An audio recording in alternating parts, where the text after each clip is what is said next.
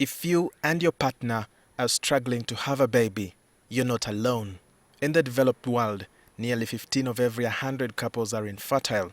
And in Africa, this figure rises to about 20 couples of every 100 going through a similar experience. Infertility is a big problem that most couples who are dealing with it will not want to openly discuss it. And in most cases, women unfairly take the blame. But science now reveals that the chances of a male and female being infertile are equal. The male factor and the male-female factors, they're almost coming to almost 50-50. Infertility can lead to shame, stigma, anxiety, depression, low feelings of self-esteem and guilt. This couple decided to break this trend of description.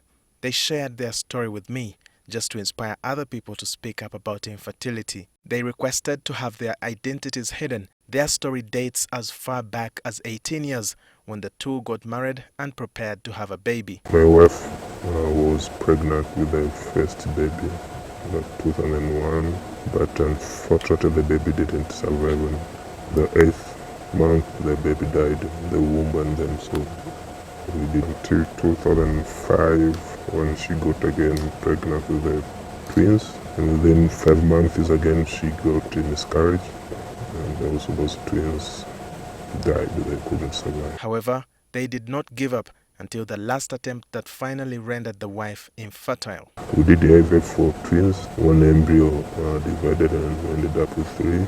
She lost a lot of blood.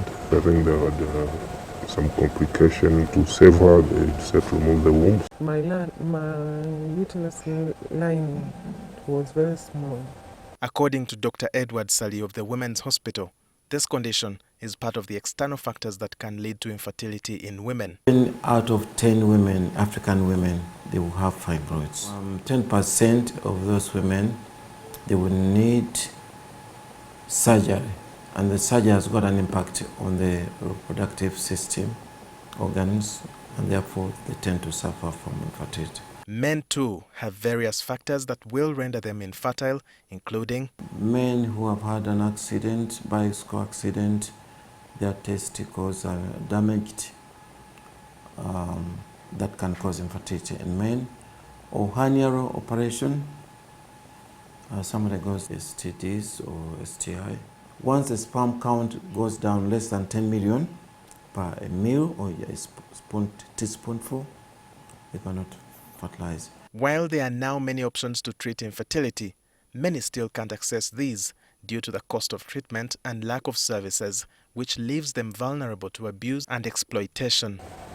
People may think if you don't have a child, you're doing this, why you just go to maybe houses, you go to houses, you have a car, but you don't have a child. Sometimes they think you are killing your own children to reach and get rich. This couple resorted to using surrogate mothers this year, and now they have 5 children. My expectation was a triplets, but when doctor told us there is 5, so we started there to prepare for them. Dr. Ssali says this is possible through a procedure known as in vitro fertilization. Uganda is currently finalizing on a bill to guide such procedures, and Dr. Ssali says the law is long overdue. Because sometimes you may find doctors misusing, not only for surrogates but even others. That's why doctors should be also controlled, make sure they don't go beyond their limits. He says for now, they seek consent of the surrogates and consult with lawyers. This consent form is both parties, they agree on it, and then we take to the lawyer, they sign in front of the lawyers, that's it. The new parents are now raising their 8 months babies and are awaiting their discharge date. However, they say they never met their surrogates. Dr. Ssali explains why it is recommended that the surrogates are kept unknown. They may think that their offspring, which came out of their womb, is their baby, and they may try to track this baby. This is an animal instinct. If they are positive, either of those 2 tests, HIV and hepatitis, we don't use them. We check for exclude diabetes, hypertension, all those things. So we thoroughly, and also we check the uterus International organizations like the Merck Foundation have since become advocates for infertility, urging governments to provide avenues for sharing information. Very important for me, these initiatives, because I don't want to be only focusing on training doctors and one sector, which is healthcare, because I believe very much strongly that the multi-sector approach is the best thing to resolve any problem or challenge, and to create a culture shift, which we want, especially in breaking the stigma of infertility.